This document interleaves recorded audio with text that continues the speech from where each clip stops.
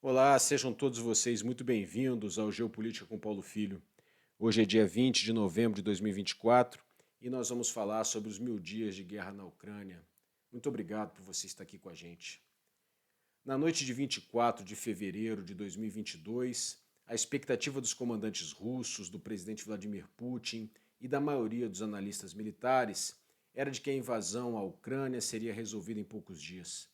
A previsão incluía a rápida capitulação das forças ucranianas e de sua liderança política, culminando em uma vitória cachapante da Rússia. Parecia impossível, ante ao desequilíbrio das forças militares, imaginar que a guerra se estendesse por muito tempo. Hoje, 1000 dias depois, graças a uma surpreendente resistência inicial ucraniana e a uma não menos surpreendente incompetência inicial das forças russas, bem como do socorro material prestado pelo Ocidente, que se organizou rapidamente após os primeiros dias do conflito, os combates prosseguem, não sem ter cobrado um preço altíssimo, tanto das forças armadas e da sociedade ucraniana, quanto das forças invasoras. A data de hoje marca, portanto, uma longa jornada de destruição e resistência no maior conflito europeu desde a Segunda Guerra Mundial. A chegada do milésimo dia, entretanto, apresenta um cenário preocupante, com novos episódios que ampliam os riscos de escalada do conflito. O primeiro desses acontecimentos foi a chegada de milhares de soldados norte-coreanos enviados para reforçar as tropas russas. Essa movimentação marca uma perigosa internacionalização das forças em conflito, no que parece ser uma intensificação do esforço da Rússia de expulsar as tropas ucranianas que invadiram a região de Kursk. O segundo episódio é a utilização até aqui inédita pela Ucrânia dos mísseis americanos Atakan para bombardear um depósito de munições na cidade de Briansk, a cerca de 100 quilômetros da fronteira. O ataque ocorreu apenas 2 dias após o presidente dos Estados Unidos, Joe Biden, modificar sua posição inicial e autorizar o uso de armas fabricadas pelos Estados Unidos, como os mísseis Atacams, contra alvos em território russo.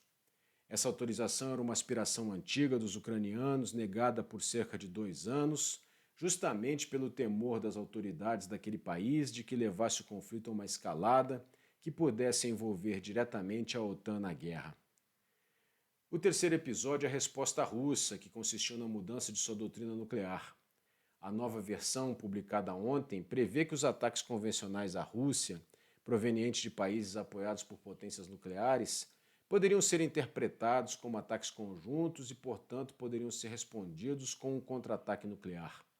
A nova orientação do documento foi delineada exatamente para o que acaba de acontecer: um ataque convencional ucraniano apoiado por uma potência nuclear, os Estados Unidos.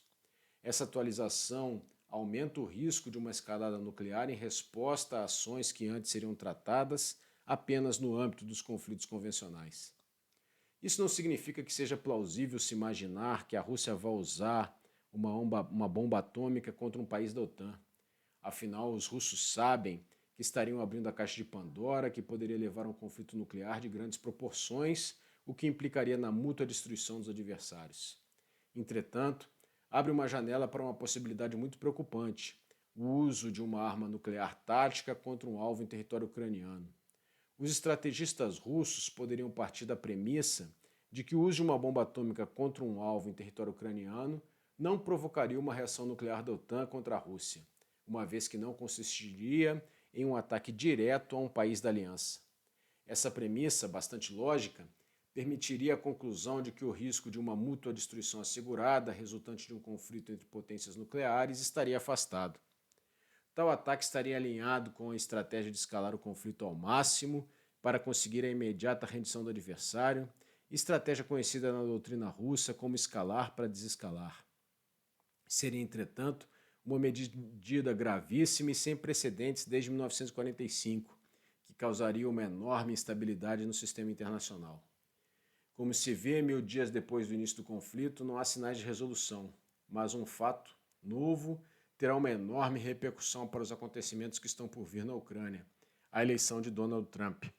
O próximo presidente dos Estados Unidos assumirá daqui a 8 semanas, no dia 20 de janeiro, e parece disposto a cumprir sua promessa de impor a paz na Ucrânia.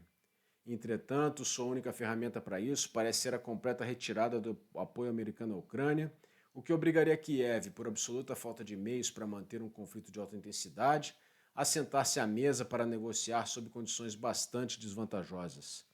Isso provavelmente implicaria em grande perda territorial e em uma mitigação de sua soberania, pois provavelmente o país teria que concordar com termos que impedissem sua entrada para a OTAN e que, no mínimo, atrasassem uma eventual adesão à União Europeia. Tal decisão, se concretizada, colocaria a comunidade internacional diante do dilema de chancelar resultados de uma guerra de conquista, um ato ilegal segundo o direito internacional. Seria a constatação da vigência em pleno século XXI do descrito por Tucídides há 2.500 anos no famoso diálogo meliano. Os fortes fazem o que podem e os fracos sofrem o que devem. O efeito colateral de um acordo nesses termos será uma exacerbação das tensões e uma corrida dos fracos para que se tornem fortes. Assim, o eventual cessar dos canhões na Ucrânia por imposição de Trump pode não anunciar um novo período de paz, mas apenas um breve interregno antes do surgimento de um novo conflito. Se você ouviu esse áudio até aqui, é porque esses assuntos de geopolítica te interessam. Então, por favor, considere apoiar o nosso trabalho. As diversas maneiras pelas quais você pode fazer isso, você encontra na descrição desse áudio.